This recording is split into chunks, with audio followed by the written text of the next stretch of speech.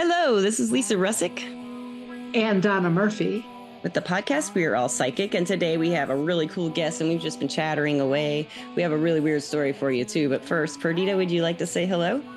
Hi, I'm so delighted to be here, Lisa and Donna. I was just saying before we came on that my main message is we're all psychic, and if we could really remember that, the world would be so different. Yes, Yeah. I know. Work with it and all that stuff. Yes, it's a good thing. Spiritual, psychic, all that good stuff is good stuff.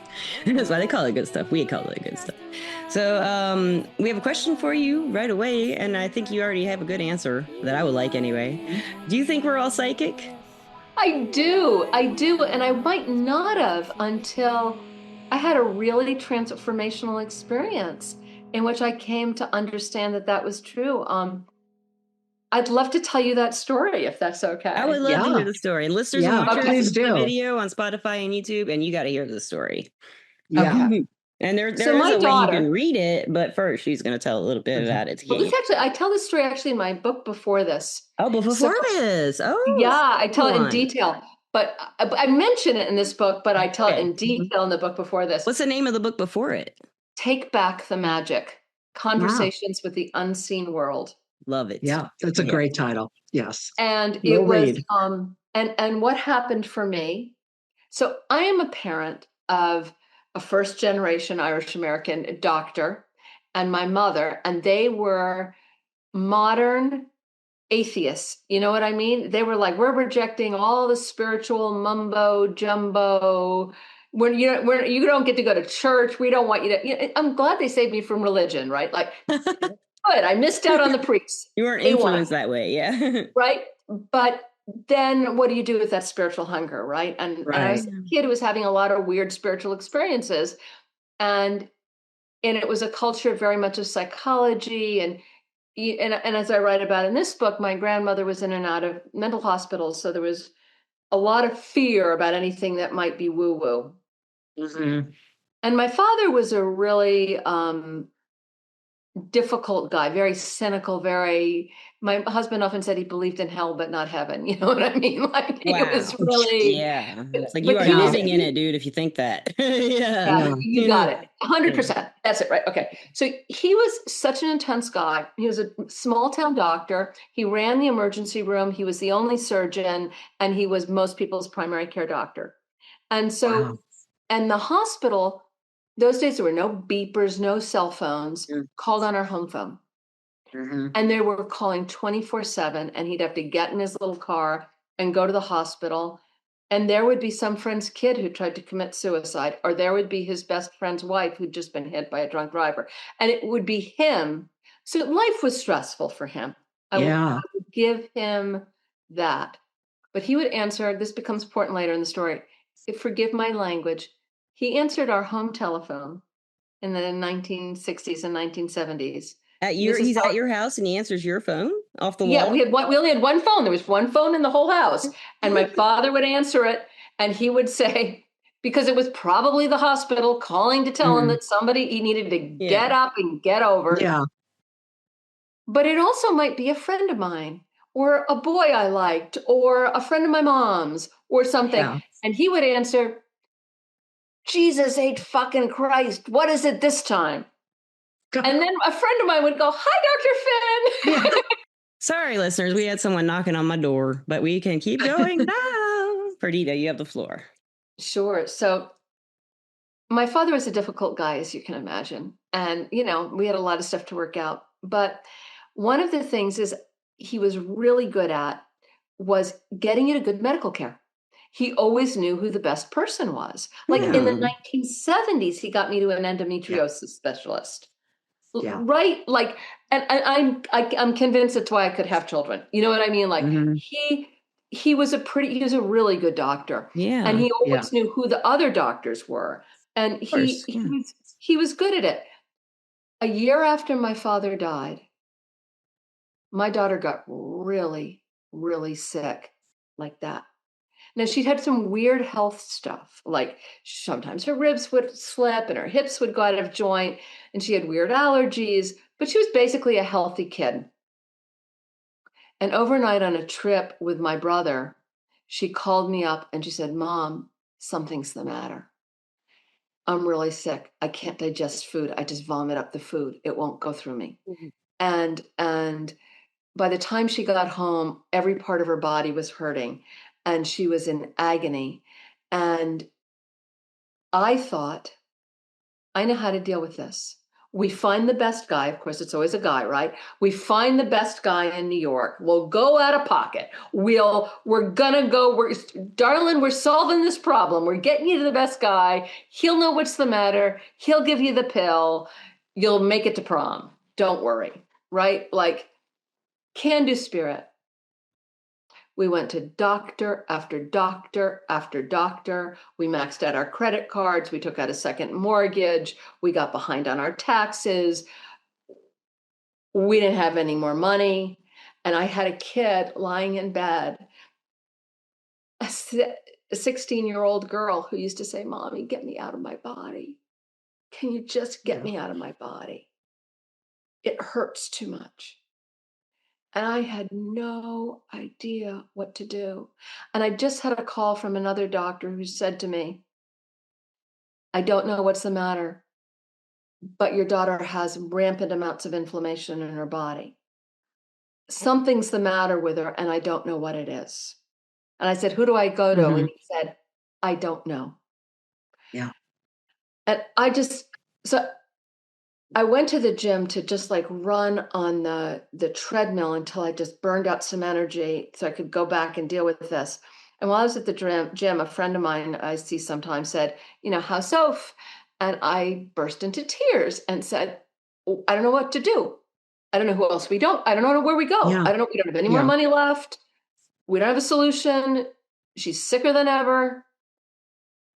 And this woman turned to me and said, it's time for you to see my psychic. And my reaction, Lisa, Donna, I forgive you, was like, oh, I hate living in Woodstock. I live in Woodstock, New York. I hate it. Everyone's got a crystal. Everyone's got a guru. You know what I mean? Like, oh, no, I need a doctor, baby. I don't need a psychic. Yeah. And she said, no, I'm serious. Mm. You need to go see my psychic. She doesn't advertise. She's hard to see. She's very shy. She might see you. She might not. But if she'll see you, she'll help. And she told me how to find her and wrote down her address. And I tucked it in my pocket and I went home and said, I'm never going to a psychic. I'm not going to a psychic. I'm a can-do person. And I got home and my daughter was crying so hard and said, I can't do this anymore. Yeah. And I had nothing to offer.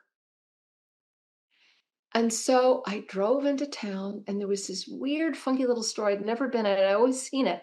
And I walked into this weird, funky little store and this tiny woman emerged from behind some like tulle skirts.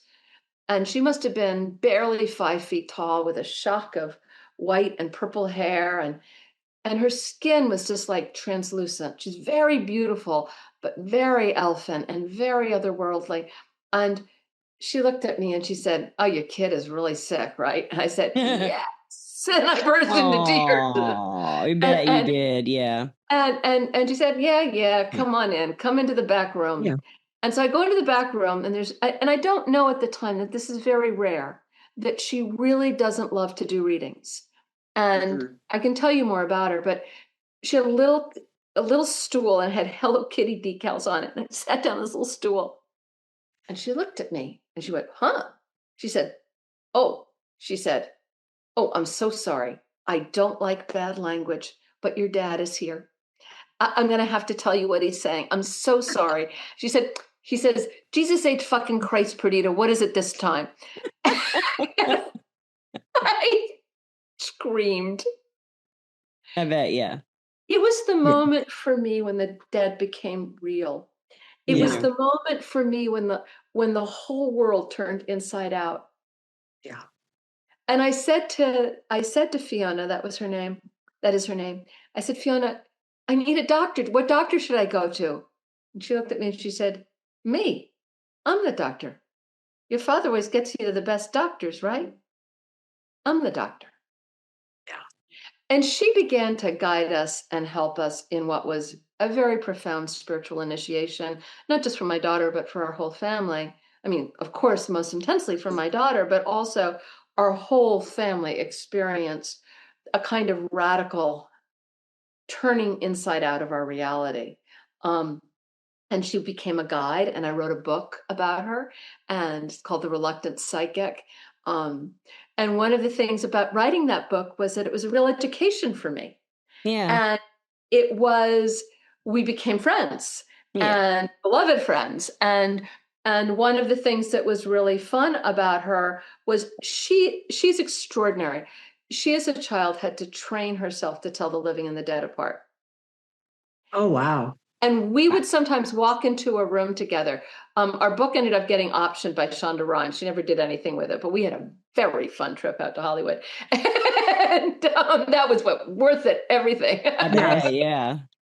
Right, they put us up in a hotel, and it was like we'd walk into these rooms with these like TV executives and everybody, and she'd take my arm and she'd go, "How many people are alive in this room?" I'd have to kind of tell her. You had to point him out, or could she tell after that? she could kind of. She yeah. really lives in the liminal. She has really some second guessing, and she's just making sure you had the same number. Yeah, and she also has no censor. So she'll meet someone like really powerful. I remember we met this incredibly powerful executive, and she looked at her and said, "When was the last time you had a pap smear?" There's a lot of really open channel psychics who are like that. Yes. They don't You know want what to I mean? help Like, it. Yeah.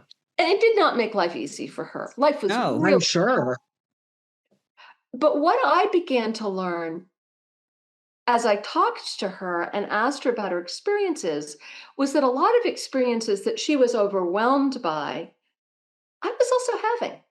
Oh, wow. Oh, that thought that pops into my head, you pay attention to it, and I dismiss it. Yeah. That dream Everybody has that, don't you think? everybody. That's what you realize, right? That gut feeling, that intuition, that knowing. And the more time I spent with her, the more I began to trust my own psychic experiences. My daughter began to trust her psychic experiences. My husband and son began to trust their psychic experiences. Everybody's psychic. Not everybody is psychic in the same way. Right. And that's something I've learned. But we all have tremendous psychic power. And for me, actually, one of the big things that really happened was it transformed who I was as a mother. I began to figure out how to help my daughter and navigate a lot that was coming through her. And I'm sure, we talk about, a lot of people call themselves shamans in this culture, but real shamans were people who had almost been to the other side and come back. They had tremendous experiences of pain and suffering and illness often. It wasn't easy. It wasn't a The weekend shaman work. sickness, usually, They Yeah. call it shaman. It like changes you, right? Changes what you can see. Pain is more psychedelic. I went through it. Yeah, I went through it. I know that. That's why I'm talking to you. Because pain is psychedelic, right? It opens your reality. My reality was open. And then it hit me. It's closed my reality, honestly. With listeners and watchers, this is the weird part. When we first started this podcast, I had an MCAS attack, a mast cell activation attack. And she came in I told her, I don't know if we'll be able to do this podcast. I can't find my Benadryl. I said I wasn't able to stop it with Reiki. If the regular listeners know about, I have this. And I've never had this, listeners and watchers, happen before a podcast, especially the kind where any kind that I have. It doesn't happen much where I can't stop it with Reiki. And I couldn't find my Benadryl. So I was telling you guys, Perdita and Donna, I don't know, but we started talking. And she said, well, what causes this one? And I said, well, I have HEDS and POTS comorbid with MCAS. With the HEDS, she said, that's what my daughter has. And then the MCAS slowly just kind of faded off with the nose spray and that inhaler. Yeah. And we just started the podcast. So that's what she was saying, but mine was more, for me, it was the mind breaking than before the body broke. So when the mind broke and then put back together, I had a whole new lease on life, right? But when this pain came on in my 40s and the stomach problems and the back and the neck and the all over fascia nerve burning pain, that she gets that too, I'm sure, right? Like, He does, and it's important for Gotcha. listeners to know that the pain of Ehlers-Danlos is considered second only to bone cancer. It's not like a little achy I've never pain. heard that. I believe Yeah. it. I pass It, out over and over and over again Yeah. with pain. I'm not Yeah. going to the ER after the last way I was treated at the ER. And doctors, I've met some good doctors, but in an emergency, none of them have helped me. Not one. Yeah. my daughter will call me up and say, "I feel like I should go to the ER." I always Why? feel that way. I feel like right now I should, Yeah. but I'm not going. I know. If only they could do something. And she always says, like, they want to give Yeah. her, like, fentanyl. And she said, like, you know what? My brain is the only thing that works. I don't want us going to want to do Yeah, is I get don't want to lose fucking that. Maybe Yeah, you I need don't want something. to lose I mean, that. kratom stops it for me, and so does LDN most of the time if I have my dosage correctly. And Tennessee is outlawing kratom starting July 1st. And kratom Oh, takes care of almost Yeah. all my pain. I don't even need the LDN, but I started it in December because I knew they were talking about doing this. And now in just a couple weeks, I'm done with kratom. I'm never going to be able to get to it again unless I go somewhere. It's a felony. They're going to make it a felony in Tennessee after it's been here since like the 80s or the 70s. So Yeah. it's ridiculous. And it's just because they made stronger strains of it and a lot of misinformation got out. They would say stuff like it binds to And the also, opioid receptor 9 times more than morphine, but turmeric binds like 33 times more. Well, that doesn't mean it's stronger. yeah. It just So has a better right. potential to bind to the receptor. It doesn't mean it's stronger as far as if it was 9 or 10 times more potent than morphine, the people would die from it every single time they took it, right? It's not as powerful. It just binds to the receptor. So that's what they're arguing a lot of stuff. There's a lot of misinformation. I've been taking this since 2016. I know a lot about it and I've never been addicted to it. I can stop it, no problems, And is that outlawing it across the country A or lot just of places are. There's hundreds of debates about A this. lot of states, a lot of states have it going into effect on July 1st. I think another component, which People are mixing it with stuff and dying. They well, mixed it. they'll mix anything with anything. You're right. Who knows if it was the kratom they were mixing it with that using did it it? the wrong way or exactly. Then the other thing is controlling it as far as minors making purchases. Well, my That's another personal concern. opinion is much different. It is that, but it's also that they aren't getting any money from it because I have been to the pain clinic. You know all about the pain clinic. That's you what have to I pay out of pocket for anything. If you've already had all your scans, you have to get them again. And I'm not going to have an MRI again. I can't pay $7,000 for an MRI out of pocket. Only the rich people get that kind of pain relief. I'm sorry, I'm going to get on my soapbox. This is something I'm very angry about a lot of the time.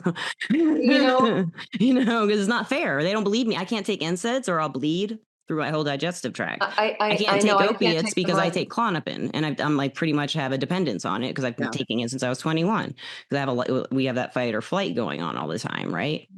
And I take kratom. I don't take a lot. I take it when it's as needed. But the LDN has been a game changer for me. But listeners and watchers, to me, if you raise that kind of an issue, then you can look at a solution that doesn't necessarily involve banning it this entirely. This is safer than any opiate I know of.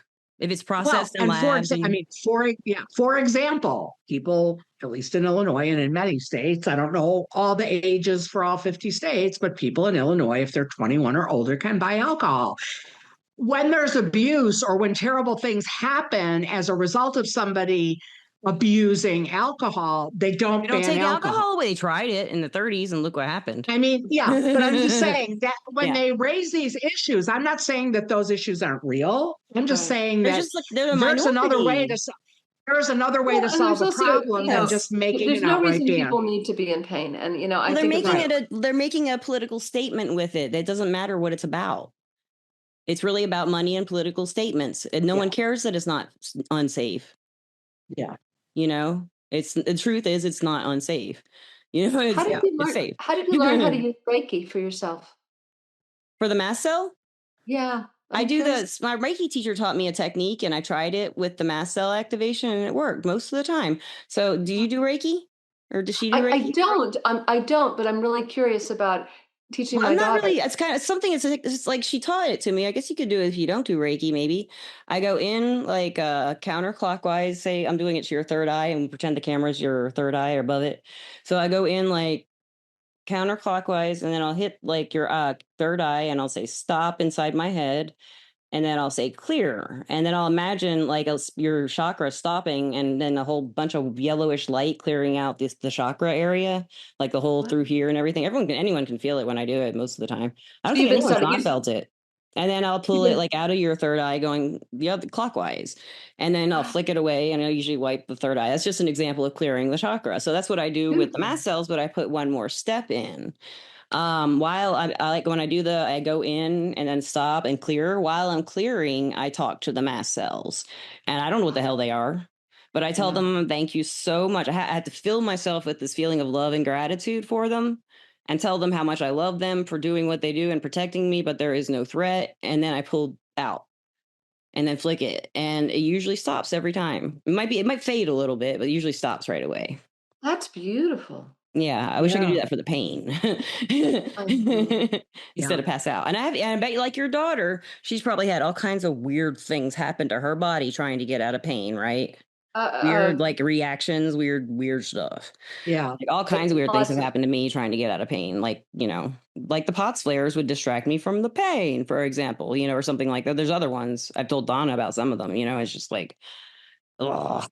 There's weird things that your body will do to get out of pain naturally. There's just really. But one of the things I think that's really upsetting to me as not only is there no help in our medical system, women are suffering more and more from these autoimmune illnesses, and the toxic world we live in are making all of these symptoms worse. One doctor who's Sophie went to, is a big Ehlers-Danlos doctor, said that before the pollution, it wasn't a problem, but it's the plastics and the pesticides.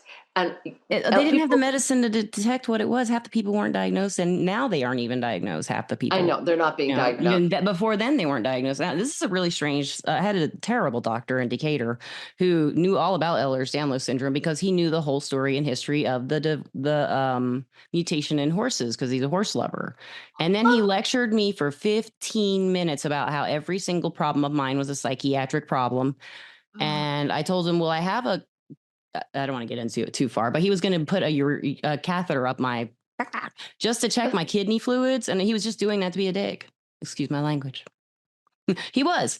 And I left him at his office after that. A woman was about to do it. She's like, you want me to do this? And I was like, he just psych shamed me, and he knows I have HEDS, and he knows the whole history of HEDS and horses. I'm about to have a panic attack and I'm leaving. And I didn't even pay. I just walked the fuck out. I've had that treatment almost from every doctor. My doctor in Decatur that sees my parents knows I have HEDS and won't talk to them about having it, or hasn't. I don't know if he won't. As far as I know, he hasn't, because my parents don't think it's real. I don't know. It's just really crazy. I mean, and they all have the bones are fragile, and they've had, my dad's had all the surgeries they've wanted to give me, or a couple of them, around the neck. So about that. Yeah, and bone spurs. I have these bone spurs, and it's like, so, do the surgeries. My parents look like they're 50 and they're in their 70s, Both of them. It's weird. My dad has no wrinkles, none. Well, the Ehlers-Danlos skin is very beautiful. I mean, the one thing I will say is it's the only benefit, and the flexibility is kind of it's beautiful. Flexibility is cool. You have that beautiful skin. That's all I'm going to say. Is that my daughter, like, wow. I always say, gosh, she's so beautiful. It feels good too. It's soft, gorgeous skin. Yeah, it's soft. And tell her she'll look young doesn't a really long recover time, well like from you. surgery. Yeah, she what? No. It doesn't recover well from surgery. It doesn't wound. No, it doesn't. And we're not supposed to have surgeries from what I understand. It's like I've woken up in 2 of them, and we can have all kinds of problems from. I had also had nerve entrapment one time for my hysterectomy. I didn't know I had HEDS. Otherwise I wouldn't have had, well, I don't know. I had really bad cyst issues. Have you read Lena Dunham's memoir, Fame Sick, or listened to it? No. I really recommend. I like Lena Dunham. Oh, I love Lena. And she in Fame, she turns out she has Ehlers-Danlos. And while she was making girls, she was in and out of the ER. They were giving her multiple surgeries. She had so many, the things you're describing about male doctors, she went through all of it. She was getting totally medically tortured. Gaslit. And gaslit. And finally got a diagnosis and figured out what was going on. But Who diagnosed her? Who finally was the right one who got it right? I don't know who was the person who diagnosed her. But she did finally get a diagnosis, but she had, she ended up with a hysterectomy. She ended up with, a lot of things. But nobody would believe the agony she was in. Yeah. That was the big thing. You can't see. I have never been able to express it except to say it makes me pass out. It's so extreme. Yeah. That's the only words I have to tell people how extreme and pain knocking you unconscious is very, very bad pain. Well, can I tell you who I work with from on the other side? Yes, please do. Of Ehlers-Danlos is? So one night with my daughter, one of the issues with Ehlers-Danlos is the heart, your aorta on your heart. My mitral valve is the one that leaks a little bit. So my daughter was having some bad heart symptoms one night, and they sent us down to this big hospital, and they were going to do a CAT scan with dye, which is a big deal because she's allergic to the dye. So they have to do the Benadryl and the steroids, which then make her hallucinate. Steroids are terrible for people with HES. That's like the worst of the surgery. And then she has, but they've got to look at her heart. Yeah. And I'm like, whenever I'm in a crisis situation, and I've been in a lot of crisis situations with my daughter, I always call in for help on the other side. And I was thinking, we need big guns. We need big guns. And I thought, who had Ehlers-Danlos who can help us from the other side?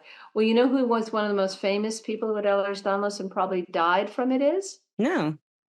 Elvis. Elvis had Ehlers-Danlos. No wonder he's so young and handsome all his life. He's still alive. The way he moved. Alive now. Because he didn't have any. He could dance and he could move, but then he was in so much physical pain, and he was taking pain medicine because he was in agony, and he had the colon. People with Ehlers-Danlos, because their collagen doesn't work right, things expand, but they don't contract. So your bladder can expand, so you always feel like you have a bladder infection. Or pee. I always have to pee. Yeah, you always have to pee. Or sometimes it's a bucket. I don't really know. And you don't get that normal peristalsis of your digestive tract, and you get terrible constipation a lot of times. Brutal. Elvis had the terrible constipation, horrific agonizing pain. Nobody believed him, and he had allergies, terrible allergies. And they say that what probably killed him was an anaphylactic reaction, a heart attack to some medicine he was given for his teeth. Oh, wow. And so when I was in the hospital with my daughter, I said, Elvis, you get her better and we're going to Graceland. And because I was so scared that she was going to have a problem with her aorta. And we got through the CAT vascular EDS kind of. She I has was afraid of that too, sepsis. just because it's scary. It's what you think of. Yeah, for real. And she came through it 100% okay. And so here's the prayer I say every morning to Elvis. Love me tender, love me sweet. Help my kids stay on their feet. My son also has Ehlers-Danlos. For it's 1 for the body and 2 for the soul, 3 to get healthy. Go cat, go. And I pray to Elvis and a little Elvis picture. And I pray that he protects. So now every morning, Lisa, I'm going to pray for you to Elvis, that he helps you, and that he's really. I feel like he was such I think of a song for you. I like Jailhouse Rock a lot. Get me out of this jailhouse rock. It feels like I'm a rock when I'm all stiff from the clenching of the pressure in my fascia. So I've actually the Jailhouse Rock is perfect for EDS. But everybody thought he was a drug addict. They didn't know how much pain he was in. No. Yeah.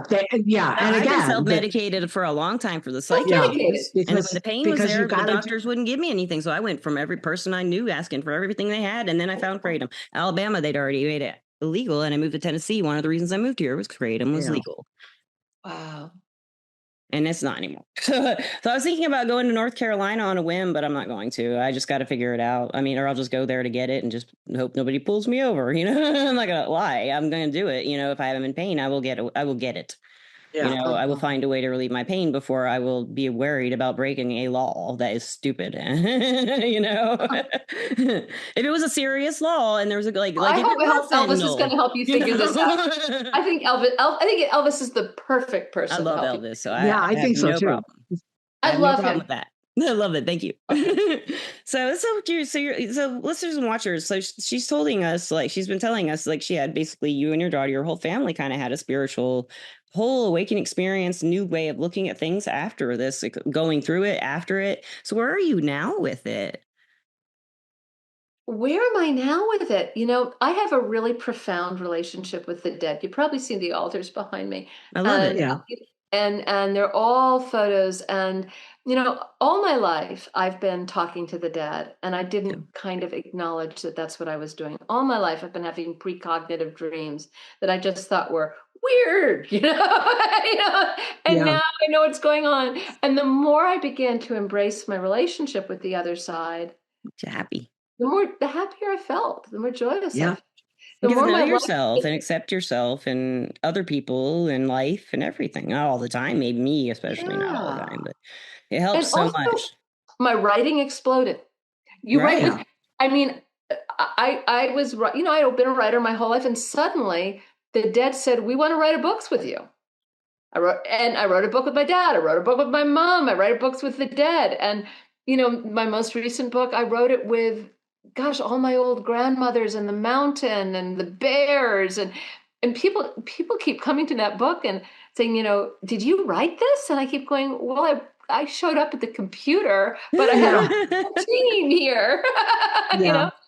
And I think it was, I think it's a strange thing that I've gone to some really hard places, and I've learned that I can go anywhere as long as these guys are here with me. And I Mhm. know them, that they're always there with me, Yeah. even when things are really rough. Yeah. And the dead are very, very, I don't see the dead. I don't hear them. I'm not psychic in You that feel way. them and I know. feel them. I know them. But I feel them and know them the way we all do if we learn to pay attention to our intuition. Yes. Yes. So We're I all just having imaginary conversations at some point. And who are we talking to, really? Not ourselves. but and one of Someone the in our things head. Who we're is that having a person? conversation The in our head answer. with the dead. Do you know one of the things I got really interested in is that when during the burning times when they killed women as witches, the thing that women were most often accused of wasn't like herbalism or midwifery. It was talking to their dead grandmothers. Mhm. That's what would get you Yeah. murdered and tortured, I might Well, add. because they're not in heaven. You're Mm. proving Yeah. heaven's not real then. Right. Maybe. That's like saying Exactly. Maybe. that there's no heaven and you're going against the teachings of The the doctrine. And church. you're cutting out the middlemen. You're cutting out the Yeah. priests. Yeah.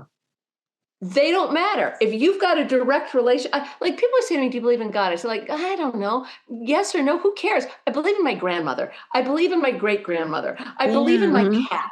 I believe in I believe in Elvis. And I believe in a lot of the dead. I believe Yeah. in Elvis too. He's coming back, baby. And he's gonna say, for waiting. Thank you.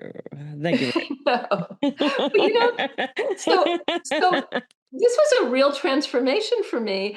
And I began teaching other people how to do what I've been doing my whole life, Yeah. acknowledging what I was doing, sharing it with other people, writing about it.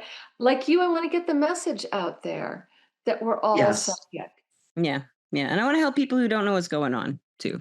Like you just Yeah. said today, you explained some stuff that I think for a lot of people, especially when their children are very sick, like an option they may not have taken.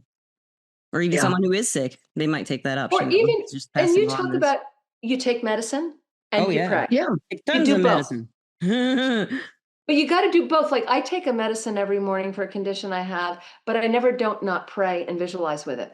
Yeah. I don't do it with Exactly. You it. know I what do I mean? everything kind of throughout the day. I do things Yeah. differently depending what symptoms I'm having and stuff. Because, they change a lot, all through the day. And I don't know if this happens to your daughter. You'll have to ask her. But this is kind of interesting. Like, I can, shape my face again and stuff. Like, I had to sleep on my back now because it hurts too much to sleep on my sides and stuff.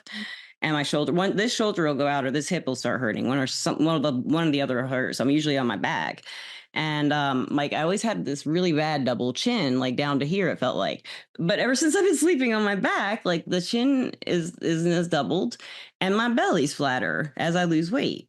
It's like I've still got loose skin because I was really overweight in my 30s from Haglund's deformity and surgeries that didn't work.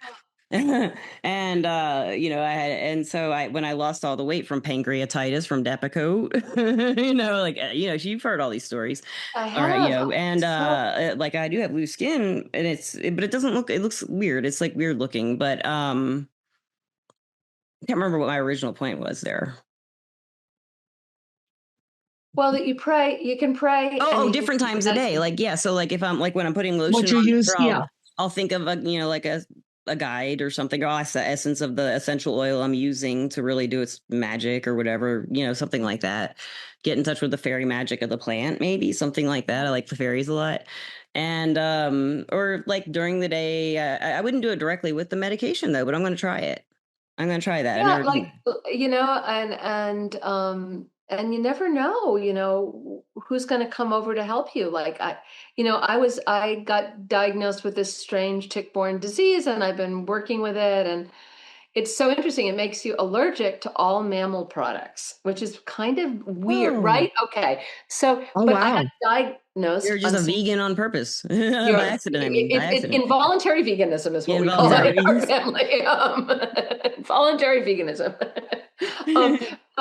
But I got diagnosed on St. Francis's feast day. And St. Francis is the patron saint of animals. So every time I take my medicine to help with this, I would say, Francis, I accept this invitation to think about animals differently. And then my grandfather, who I never met in life, just after I got diagnosed, he showed up in a dream, and he was in this house. And in the dream, I walked into the house and I said, "Where am I?" He said, "You're at the Center for Longevity." And I said, "What am I supposed to do here?" He said, "We'll take care of it. We'll take care of it." Longevity. And I woke. Now, he died at 54 of bladder cancer, and I never met him because he died young. Well, he smoked, 500 million cigarettes a day. Those guys, right? I was one of those, yeah. Girls. Well, I don't even know if we could keep up with somebody in the 1930s. And they're, filtered stout cigarettes too, man. They were not filtered. Yeah. Oh, man. But anyway, I realized, like, okay, I'm an involuntary vegan, but it's brought me to the Center for Longevity. And his name was Valentine, Grandpa Valentine, and the picture of him up here.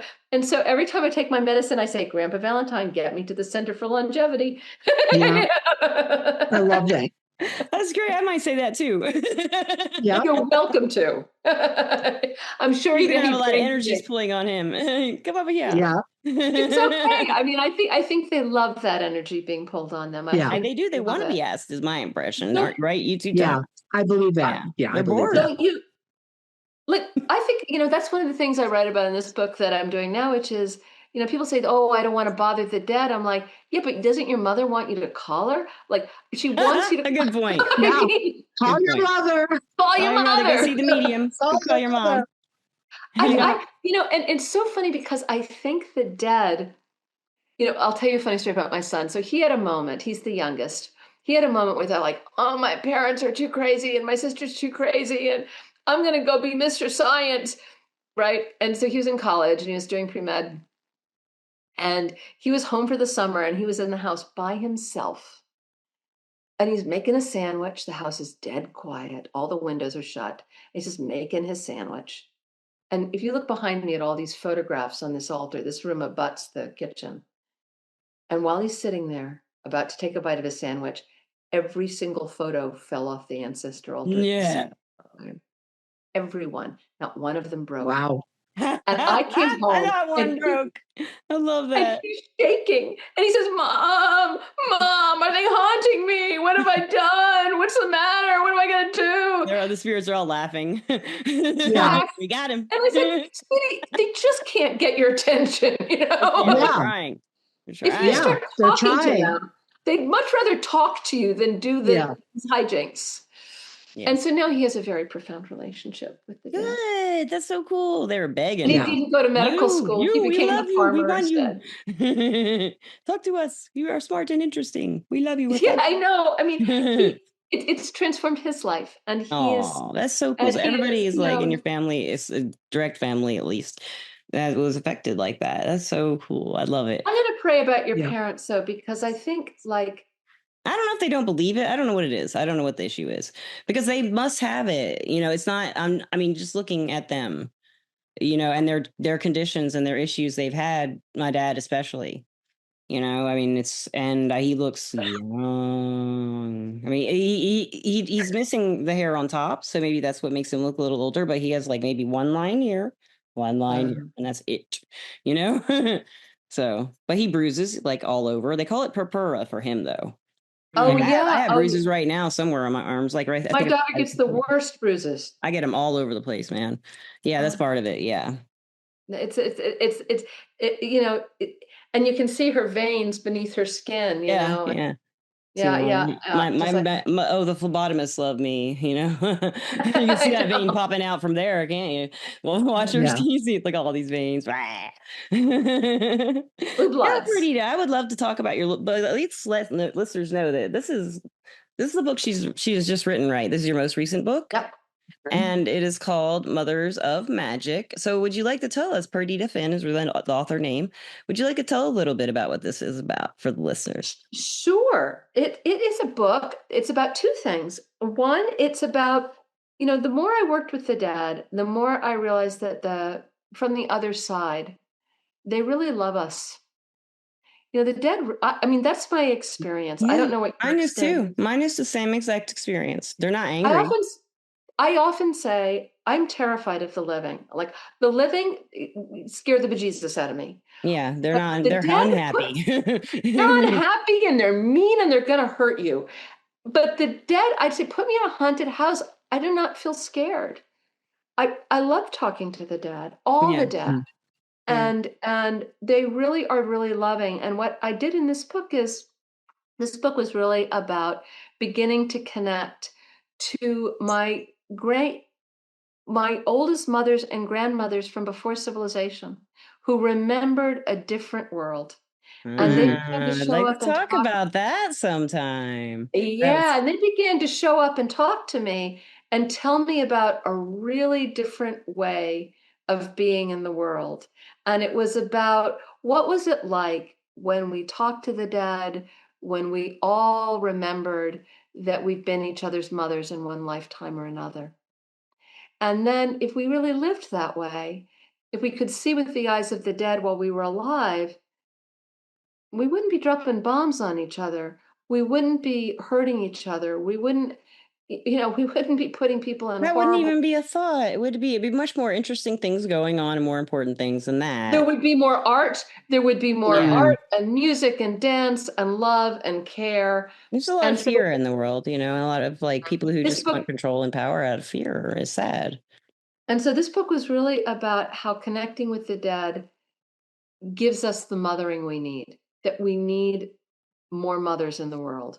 And we need to, and I feel very mothered by the dead. And when I say that, I'm not just talking about women, because I've been nurtured. Yeah. I've been mothered by gay men. I've been mothered by animals, of course. Oh yeah. I mean, some of my great mothers are on the other side are fur friends. And that I really began to feel resource, like, oh, I've got a team.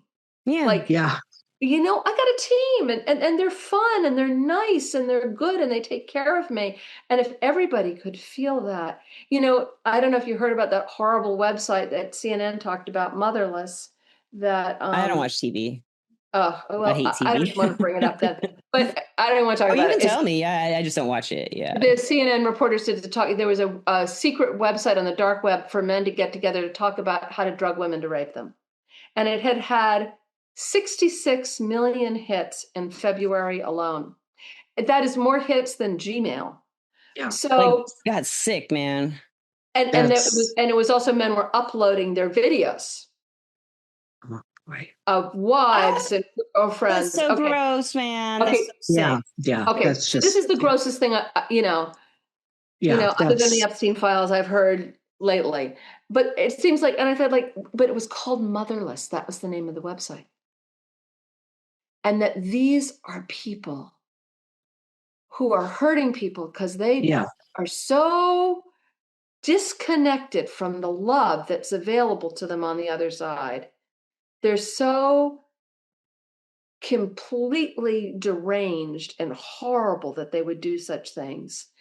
And it was so upsetting to me that I feel like we live in a world without enough mothers of the dead. And we need to all call on those ancestral mothers and grandmothers to come and fix this planet.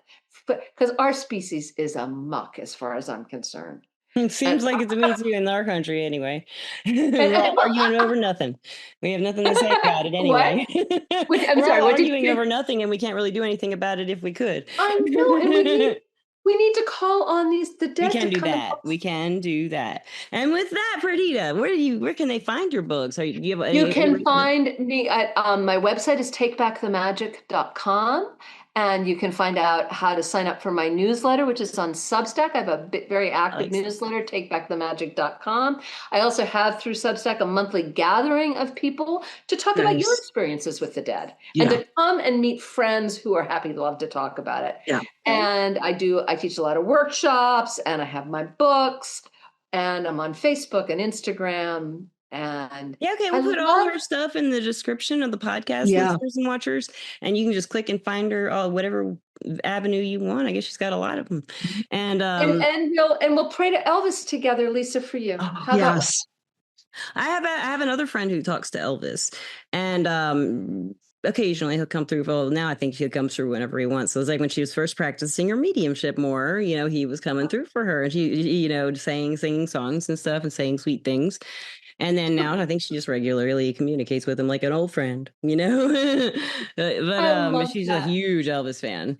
And but we like to ask you for who is in it. I don't know. Some people like to compare him to the Beatles for some reason. I don't see why, but they're not all the same music. They're not the same. But we like to ask you for advice. Donna, can you think of any advice for her to give our listeners and watchers based on what she's talked about or anything? I'm thinking like mothers who have sick children and maybe they don't want to acknowledge it, or they do acknowledge it. What do I do now? But they don't know what to do. Yeah. Ask your great grandmothers for help. Even in your mind if they're not there. Yeah. They knew how to keep kids alive when there was no money for the doctor. Yeah. Antibiotics when there was no doctor. They went to the medicine men and women. They know the old ways, and they'll teach them to you. Yeah. And trust what you're hearing. Yeah. And thank you so much, Perdita. That was really beautiful. I loved having you on the podcast. And I'd also like to, at this point, thank our sponsor, Everclear. Everclear is an advice app and website where you can get advice from psychics and empaths, so you can get the clarity you need to create the life you deserve. And Donna and I are both on Everclear as advisors, and I am under the name Lisa Rusczyk on Everclear. And I'm under the name Dona Murphy, so we're easy to find. We are easy. We're easy to find. And lastly, Perdita, do you love our listeners and our watchers? Do you love them? This has been such a pleasure. This has been just heart food. Thank you both so much. It's been heart food for me too. It's been the weirdest podcast beginning. It's been a weird one. The beginning was weird that it turned out that your daughter's illness was EDS and MCAS and POTS. That is so weird. Listeners, we've had this scheduled and we had to reschedule it. We've had this planned a couple times or something, and it's fine. And I actually had an MCAS flare, which I'd never. Have you seen me have one, Donna? Seen it? No, not seen it. Never. No, it's very rare that it happens that bad because I can just fix it really quick. Usually, really weird stuff, guys. Podcast, psychic, weird. Love it. Thank you so much, Perdita. Thank you, Donna. Thank you. Thank you so much, It's been such a pleasure to meet you and talk to you. You too. Thank you for being fairy godmothers in the world. Awesome. Thank you. And everybody out there, we love you, listeners. We love you, watchers. Listeners, watchers, Perdita, Lisa, everybody. Love you. Love you all. Thank you, everybody, so much. This was wonderful. See you soon. Bye-bye. Bye.